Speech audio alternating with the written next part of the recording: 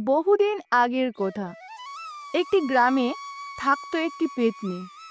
সেই পেত্নীটি গ্রামের মানুষদের সামনে মানুষ রূপে থাকতো।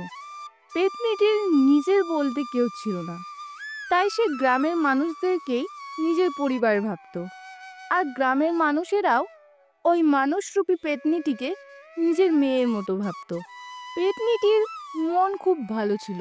পেত্নীটি নিজের শক্তি দিয়ে গ্রামের মানুষদের উপকার করত।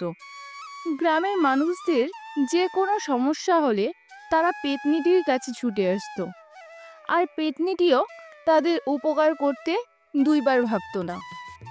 এভাবেই মানুষরূপী পেত্নীটি আর গ্রামের মানুষেরা একে অপরের সঙ্গে মিলেমিশে থাকতো।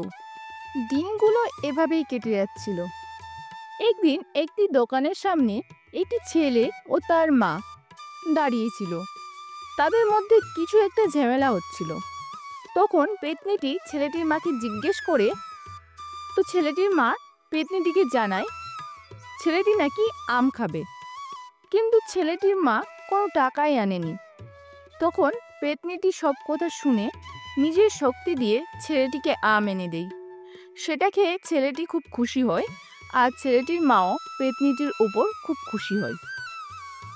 কিন্তু একদিন হঠাৎ যখন পেত্নীটি নিজের ঘরে পেত্নী রূপে শুয়েছিল, তখন তার বাড়ির সামনে দিয়ে একজন হেঁটে হেঁটে যাচ্ছিল।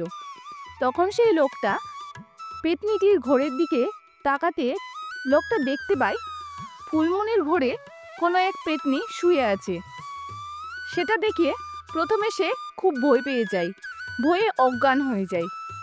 কিন্তু তারপর যখন তার জ্ঞান ফিরে, তখন সে ছুটতে ছুটতে যায় গ্রামের মানুষদের কাছে, আর গ্রামের মানুষদেরকে সব কথা জানাতে থাকে। সে বলে ফুলমনির ঘরে কোনো এক পেত্নীকে সে শুয়ে থাকতে দেখেছে। এটা শোনার পর গ্রামের শেঠ খুব রেগে যায়, আর বলতে থাকে এরকম যদি হয় তাহলে আমাদেরকে শীঘ্রই তান্ত্রিকের কাছে যেতে হবে। এগুলো কথা বলার পরে তারা শীঘ্রই তান্ত্রিকের কাছে ছুটে আসে। সে তান্ত্রিককে সব কথা জানায়। তারপর তান্ত্রিক বলে, ঠিক আছে চলো, কোথায় সে? তখন তারা ছুটতে ছুটতে ফুলমনির ঘরে আসে। যখন গ্রামের লোকেরা পেত্নীটির বাড়ি আসে, তখন পেত্নীটি মানুষ রূপে ছিল। গ্রামের লোক আর তান্ত্রিককে তার বাড়িতে দেখে মানুষরূপী পেত্নীটি গ্রামের লোকদের জিজ্ঞেস করে কি তারা তান্ত্রিককে নিয়ে তার বাড়িতে কেন এসেছে। তখন গ্রামের মানুষেরা বলে, তুমি আমাদের ফুলমণিকে মেরে তার রূপ নিয়ে আছো, তুমি আসলে একটা পেত্নী। তখন পেত্নীটি বলে, আমিই ফুলমণি, তোমাদের কোথাও একটা ভুল হচ্ছে, আমি কেন ফুলমণিকে মারতে যাব? এটা শুনে তান্ত্রিকটি খুব রেগে যায়, আর তান্ত্রিকটি বলতে থাকে, তুই ফুলমণিকে কেন মেরেছিস? কি দোষ করেছিল সে? বল তুই কেন মেরেছিস? এগুলো শুনে পেত্নীটি বলতে থাকে, আমি ফুলমণিকে মারিনি, তোমরা বিশ্বাস করো আমিই ফুলমণি। কিন্তু তান্ত্রিকটি তার কোনো কথাই শুনতে চায় না। তান্ত্রিকটি বলতেই থাকে, তুই বল কেন ফুলমণিকে মেরেছিস তুই? এভাবে অনেকক্ষণ কথোপকথন চলার পর তখন তান্ত্রিকটি রেগে যেয়ে বলে, তুই দাঁড়া, এখনই তোর আসল রূপ সবার সামনে আনছি। তখন সে মন্ত্রপুত জল পেত্নীটির উপর ছড়িয়ে দেয়, আর সঙ্গে সঙ্গে পেত্নীটি তার আসল রূপে চলে আসে। তখন তান্ত্রিকটি পেত্নীটিকে বলে, এবার সত্যি কথাটা বল।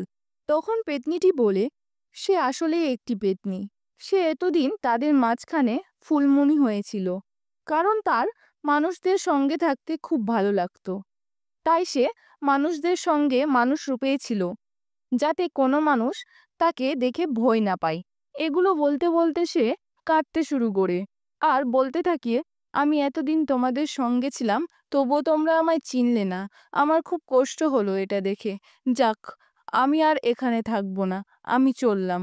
তখন গ্রামের লোকেরা নিজেদের ভুল বুঝতে পারে, আর পেত্নীটিকে বলে, আমরা আমাদের ভুল বুঝতে পেরেছি, তুমি আমাদেরকে ক্ষমা করে দাও, আর তুমি আমাদের সঙ্গেই থেকে যাও।